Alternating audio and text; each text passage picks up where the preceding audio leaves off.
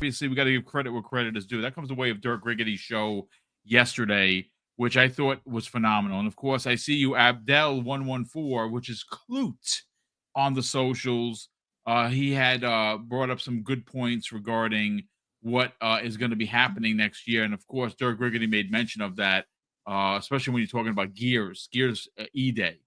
The next story really does happen because I had written a totally different show. There were a couple other things I wanted to talk about, which I think me and Fuzzy will cover on Monday. They're a little smaller. They're all Xbox related. And I think we can break them down in an hour and, 10 minutes and give you guys and gals a good show. So I'm writing that Monday show as we speak.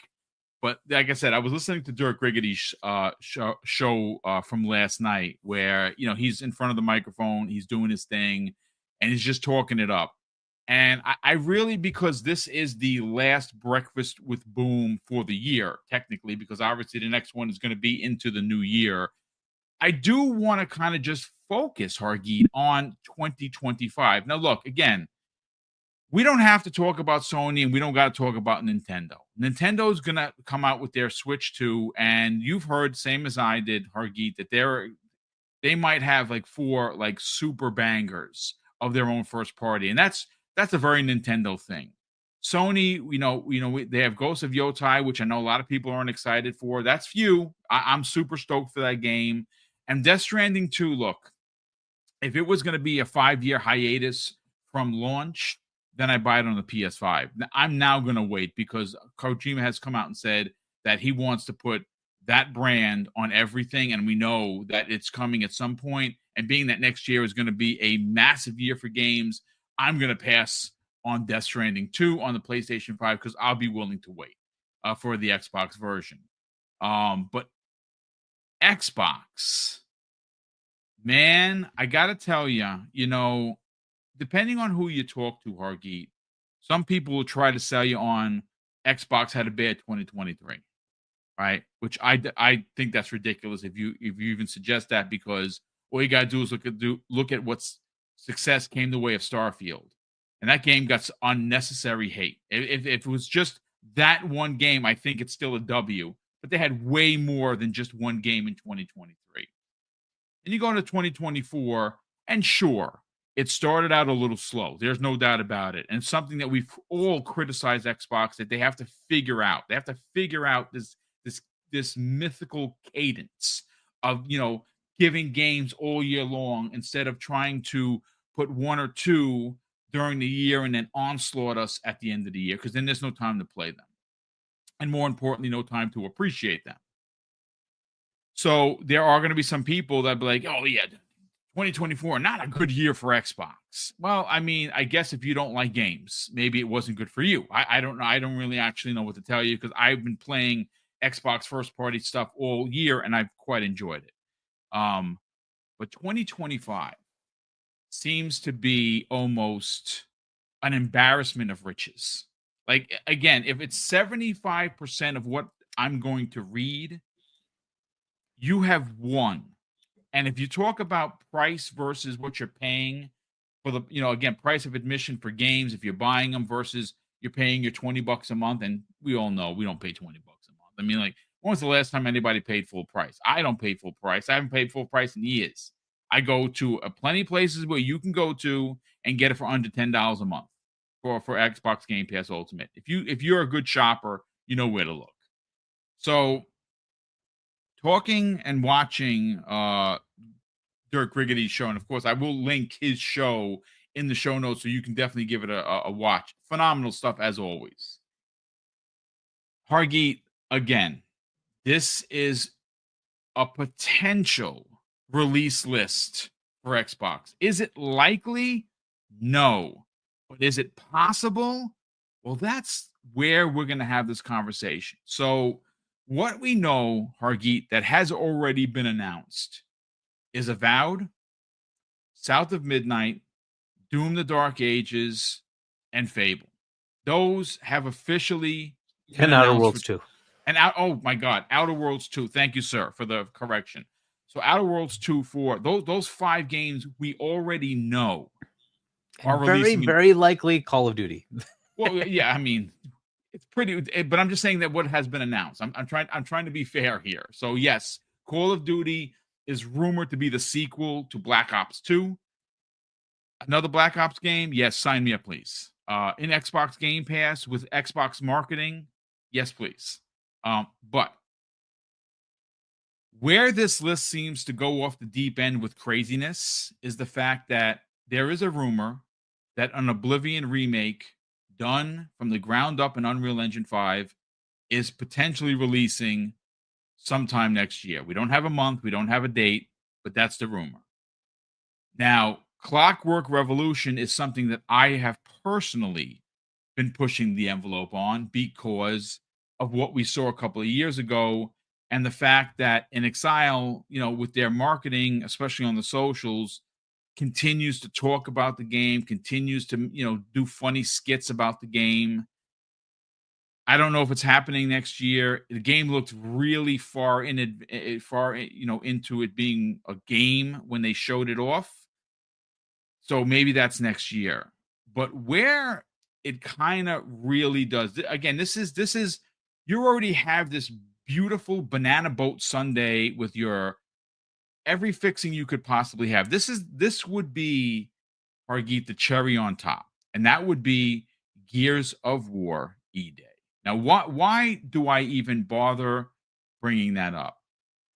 Well, Gears of War E-Day is something that Tom Warren mentioned right after the June event, and he said that he has heard that game was looking to be released in 2025. Now, I closed it out like just a complete knucklehead, so I have to find his actual quote. So give me a second. But Hargeet, I'm going to hand the mic over to you because this list for 2025 seems to be just unbelievable. Like I said before, if they somehow squeak out 75% of the list that I read, it is a giant W for anyone that is an Xbox. Let's get your thoughts on this while I find Tom Warren's actual quote. Look, it's a good thing for gamers in general, right? Like if we just take away the whole platform wars, whateverness, it doesn't matter. If you're a gamer, these are a bunch of games that are coming out. And, if you play on PC, you play on Xbox, you're getting them. Several of those are coming to other platforms as well. So, whatever, for those, players who want to play, it's a great year. On top of the things you mentioned earlier, Nintendo, right? Nintendo's coming. And they will be launching a new console. And it looks like we're going to get the announcement early next month. So we're going to see some stuff there. But yeah, as far as the games, this is Xbox's norm now because they just have so many studios. You're just going to see this year after year. I don't want them to release Gears because I just don't want them to go crazy like this. Look, as it is, me and my position on Indie coming out in December, I think that was absolute fail. They should have put that out in November so that it could have been part of BAFTAs, could have been part of TGAs, right? It missed all of that because it would have ran the gambit. It would have at least gotten nominated for stuff, and it should have been because it is a fantastic game. Hip Hop Gamer was going off like, dude, Jeff, you got to do something about this. This is his game of the year, right? Like there are a lot of people in the media who love that game. That unfortunately did not go the way it should. That's what I don't want them to do, right? Release the games on a good cadence, put them out in the right time of the year. If you're going to have another game like Gears come out while you have all these other games coming out, like, dude, slow down a bit. We already have a lot of good games coming out, right? And it's better for them to take that, put it out in March of next year, 2026, if they're ready, right? And this is unfortunately where they are now. They can keep games in their pocket because they just have to figure out a release cadence that allows them to put the game out and not conflict with their games and partner games. There is still the potential that GTA 6 comes out next year, which is it's one of those big games. Get out of its way. Eat up, right? It'll eat up the industry. That's just the way it is. We all know it. So they don't want to be messing with that either, right? Call of Duty is one of those games that can sort of hold its own. So fair enough. But outside of that, good luck, right? It's not like you want to release your game and then get overshadowed by that. So they need to steer clear of that. So if that is happening, we don't know if it is or isn't, but like that is the plan. That's what Take-Two says, right? That's what it's coming out in 2025. So that is the plan. But we haven't seen the ramp up of marketing, which leads me to think maybe it isn't happening in 2025. But we will see. If that starts happening in early next year, yeah, it's probably coming out in 2025. It would be bonkers to put that out as well, because as it is, I was shocked with the clock. The Outer Worlds 2 out of nowhere. Like, hey, we're releasing that in 2025. Okay, right? We still have things like Towerborn, Contraband, all those other games that they've been working on with second party deals, right?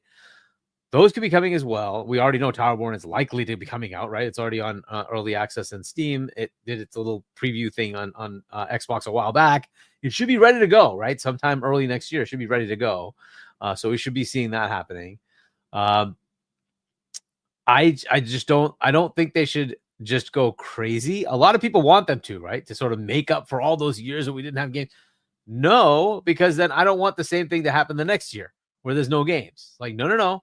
If you have E-Day ready to go and it's ready for like September, October, but you've already got this slate of all these games, then hold it off or take one of the other games and hold it off, because I don't want them to go crazy. As it is, you're saying you're going to get like, Oblivion Remake. That's a massive RPG. You're getting Avowed. That's a massive RPG. You're getting Outer Worlds 2, another RPG.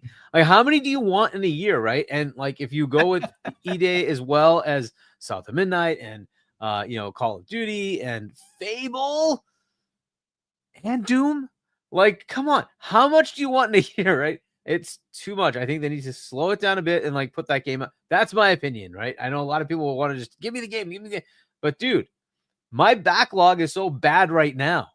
I don't know how I would be able to play all that, and I want to give them the time, right? Thankfully, I skipped a lot of other things and played indie, and what a fantastic game, right? Now, if it was like, dude, I can't because all these other games, like, I don't want to do that. Like Fable, I want to play that. Day one, I want to play Fable, right? And if they keep giving me too many games, like, that's going to be the problem, right? So, because Gears is not something I want to skip either, right? Because that's a big game. But this is where we are, right? So to me, I don't think they should put it up. But if they're ready, keep it ready to go early in 2026. Throw it out, right? That would be your next thing. Remember, they still have Perfect Dark, Everwild. They still have State of Decay 3. They still have Clockwork, as you mentioned. On and on, right? There's Contraband. So much more, right? There's still so much more. And we have that Halo game in the works, right? So we already know that's happening.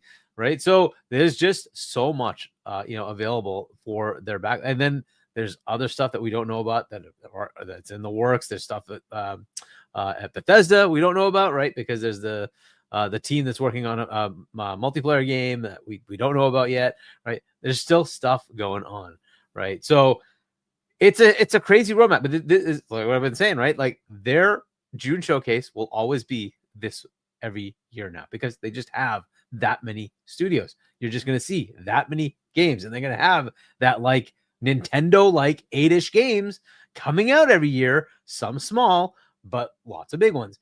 And Nintendo does this every year. They'll have 4 like big games and then a whole bunch of small games, 8 to 10 average, right? It's just crazy what they do. That's how they sustain. And this is where Xbox, and the whole thing about like all the doom and gloom of, Xbox is dying. They don't need anybody else. Their platform sustains because they have so many first-party games. And Game Pass is a driver of it. Not to mention, if you like any of those games, you'd want to be on the platform where they come out first anyway, right? So this has been the thing, right? That like the key to solving that problem was always more content. More content. It eliminates the problem of like, will third parties come? Who cares? My first party catalog is insanity. So that's been the thing, right? And so the third parties will just come along because they'll want to be where the enthusiasm is, right? The flip side of that is where Sony's roadmap is for now.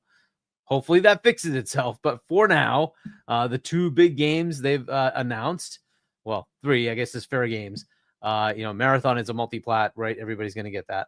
But Fair Games, which I don't know when that comes out. And then they have Intergalactic, which has been met with a lot of unfortunate, controversy. And the same with Ghost of Yotai, Yeah. which also was met with a little bit of controversy, which is sad for them, right? It is what it is. That is where PlayStation is right now.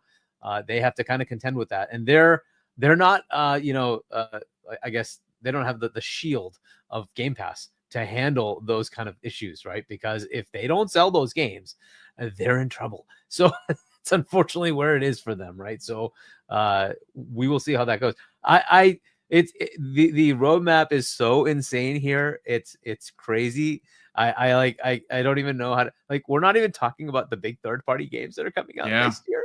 There's so much coming out. It's gonna be insane, right? Even on PlayStation side, look, all those third-party games are coming to you, right? You're gonna have games to play, guys. It's gonna be awesome. And then you still have those like Ghost of Yotai, potentially like Death Stranding 2. I don't know if Death Stranding 2 is, by the way, going to be locked down. It may not be. The purchase back of the IP just puts it in a weird state. So yeah, I don't know if they're going to say, it's going to be PC plus PlayStation or PC plus PlayStation, Switch, and Xbox. I don't know what's going to happen, right?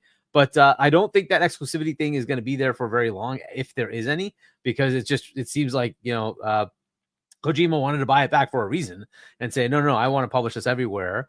And like the last time you did this, it kind of hampered my multiplayer thingy that he wanted to do, right? The weird, like, you can help people remotely. It is the greatest multiplayer game that's not a multiplayer game. It's right. So it's like, so in trying to make that better for himself, I think he wants to. And by the way, I would expect OD to be in that same category, that he's going to want to have that everywhere. I forgot about that. Yes. I'm just gonna say that that's a potential, and I don't know when that comes out. By the way, is that 25, 26? I don't know, right? But it's gonna be happening soon enough. If Death Stranding 2 is this year, 25, sorry, then 26 is likely OD, right? Yeah. Just put that in perspective as well, right? So we have that coming as well. And Blade. There's also so much Blade.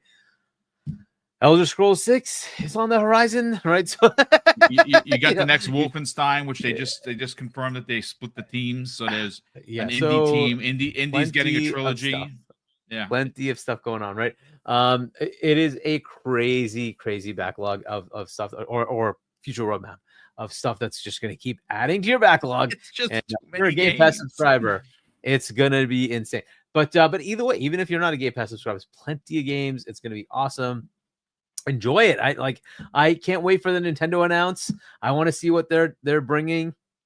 That hardware is going to be hopefully pretty good, and then on top of that, the games, and see what they look like. I can't wait for that along with it, right? So plenty of excitement, guys. Lots of good stuff happening. Oh, by the way, at the beginning of the year, we're getting brand new NVIDIA graphics cards that should hopefully drive some more interesting, graphical capabilities. We will see what that brings to the table as well, right? So there's all sorts of stuff going on. Oh, and by the way, at CES, we have the handheld announcements coming. And Jason Rollins is going to be talking about.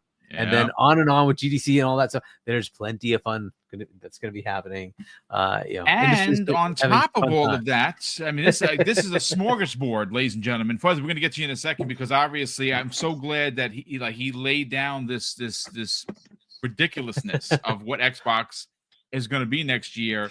You got the rumor, Hargeet, that third week in of January is a developer direct. This is before Avowed starts off this onslaught of gaming in February. It is going to be ridiculous.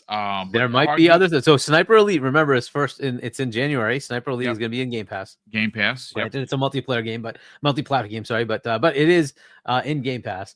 So we get a game in January, and we don't know if they don't just drop something at the developer direct, right? It might be something that just drops that we already know about, but it's like, hey, it's ready to go. Boom, here you go. Boom, there you go. Merry Christmas. Happy New Year. Right? Towerborn, here you go. Right? Yeah. Which Towerborn, again, maybe it's not a lot of people's thing. I like side-scrolling hack and slash. I'm playing 2 right now. I'm playing G.I. Joe and Power Rangers, which, by the way, please go buy those games. They are freaking amazing if you are an OG. If you are a graybeard, and we got a lot of you old folks in here like me, because I'm a geezer. There's no doubt about it. If you like side-scrolling beat-em-ups from the arcade days, where you used to drop $10 in a day playing Turtles or X-Men or Simpsons, if you like those type of games, go buy G.I. Joe, Wrath of Cobra, and go buy the new Power Rangers. Oh, my God. They are so freaking good. if you like that kind of stuff. But Buzz Belvedere, Hargeet has laid down this incredible path for you to walk. It is, if you are an Xbox fan, I don't understand how you can't be excited. And again, I get it. There's a lot of people still leading with emotion that feel a type of way about this third-party strategy. We're not going to go into that because we're here to talk positively. And I get it. I'm an OG. I understand it. But it's really hard for me as an Xbox fan not to look at 2025 and be like, that's just ridiculous. Like, there is literally so many games from first party where we're not even talking about the third party. We're not even talking about the second party or the indies. Just looking at the list of games that we already know seems to be unbelievable. I want to get your hot takes on this because, again, there is a lot of excitement. I don't understand how you can't be excited.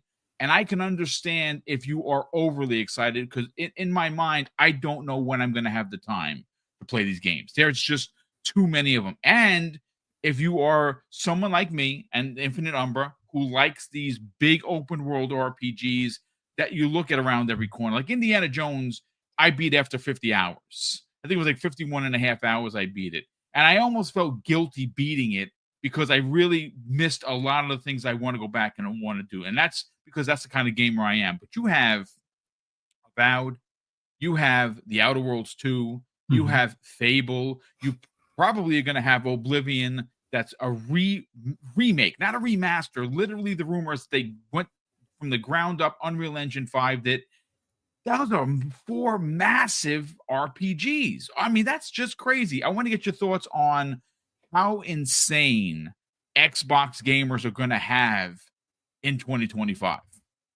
Well, like I was saying before on other podcasts, where, clear that backlog because 2025 is going to, we're not ready. We're not going to be ready for 2025.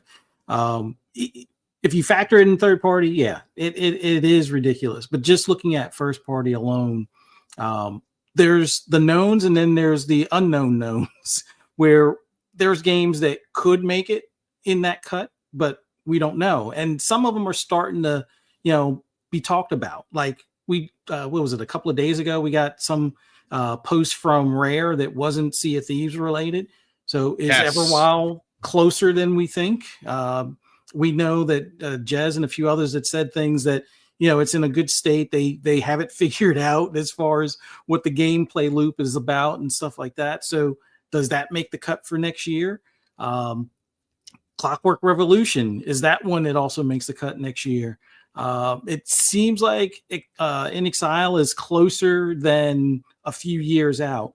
And it's funny how even Obsidian made it seem like, Outer Worlds 2 was a few years out, but here it is. It's going to be in 2025. Now, granted, Avowed was pushed out of 2024. So they got 2 games that will probably bookend the year. Avowed being probably one of their first releases as far as first party, unless we get a stealth drop kind of deal at the showcase or at the Dev Direct. And then they'll more than likely finish out the year with Outer Worlds 2. Or maybe Outer Worlds 2 is before the June showcase and we get hit with 3 to 6 other games that are going to be finishing out the year. Like, that's the thing that's ridiculous about Xbox right now is that we know that there's at least 5 titles that are pretty much confirmed or close to being confirmed for 25. Like Fable's on that list. Avowed's on that list. As of recently, Outer Worlds 2 is on that list. Doom is on that list. And I'm having a million for it right now. South of Midnight. South of Midnight. Yeah, South of Midnight is another one. So, and that could possibly be stealth dropped at the Direct. But then you have the standalones that are like almost an annual guarantee with like Call of Duty. And you have the additional or continued support that they're going to have for their ongoing games. Like I know I really want a Forza Horizon 6, hopefully in Japan, although rumors are saying Germany, but I don't think that's accurate. But we'll see. I hope it's Japan. But even with Forza Horizon 5, they're still doing updates on that where it's every month you get a new set of cars. Every month they have a car pack. every week they have new seasons and new events and things like that. So you have that. Now, I don't envy Matt Booty at all at this point, because before we probably gave him some smoke about, what to do with this, list of games with first party, and everybody was like, it's 2022. Where are the games? Even though there were games there, it was just that it wasn't the first party games that people are looking for. Not everybody's into the RTS range, or even their Microsoft publishing with I forget the one like art style or cell shade game that came out that year, something Dusk or something like that, as Dusk Falls. That was another one that was their publishing, but still counts for that year. But Matt Booty said that, and everybody wanted to, jump down his throat about, well, you need to get on it as far as these games. Well, he has to also figure out for 2026 if the potential rumor is correct as far as their new, next gen console. What kind of lineup are we going to have for that? Like, is he going to save E-Day for that?